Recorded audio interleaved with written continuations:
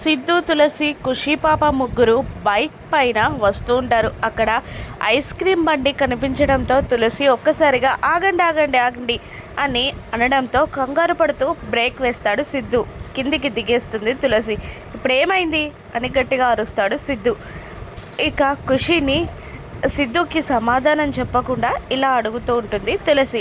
నీకు ice cream కొనివ్వనా? నీకు ice cream అంటే ఇష్టం కదా అని తులసి అడుగుతుండగా, అవునమ్మా నాకు ఐస్ క్రీమ్ అంటే చాలా ఇష్టం అని ఖుషి చెప్పగానే ఖుషిని బైక్ పై నుండి కిందికి దించుతూ 2 ఐస్ క్రీమ్లు కొంటుంది తులసి.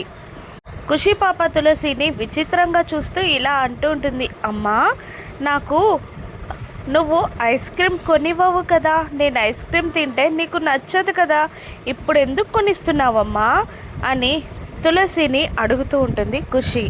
దాంతో ఓరగా సిద్ధు వైపు చూస్తూ కావాలనే ఇలా అంటూ ఉంటుంది, వింటర్లో తింటే నచ్చదు, ఊరికనే ఎప్పటికీ తింటూ ఉంటే నచ్చదు, కానీ ఇది సమ్మర్ సీజన్ కదా అందుకే అని అంటూ ఒక ఐస్ క్రీమ్ ఖుషీకి అందించి, ఇది నీకు అంటూ మరో చేతిలో ఉన్న ఐస్ క్రీమ్ని నాకు అంటూ ఉంటుంది తులసి.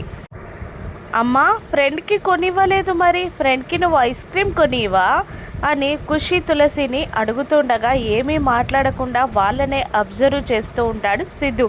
కానీ తులసి, మీ ఫ్రెండ్ ఇలాంటివేవి తినడులే అమ్మా అనగానే తులసి మాటలకి షాక్ అవుతాడు సిద్ధు. ఒక్కసారిగా అదిరిపడి, అదేంటి అలా అన్నావు, నేనెందుకు తినను అని అనేస్తాడు తులసిని సిద్ధు. ఓహో మీరు ఇది తింటారా, నేనిచ్చింది మీరు తింటారా అని అదో రకంగా అడుగుతూ ఉంటుంది తులసి. సిద్ధు అలా తులసి వైపు చూస్తూ ఉంటాడు. సిద్ధు ఐస్ క్రీమ్ తీసుకుంటాడా, తింటాడా, సిద్ధుని తనకి ఎలా దగ్గర చేసుకుంటుందో తులసి రాను ఎపిసోడ్స్లో చూద్దాం. Thank you for watching.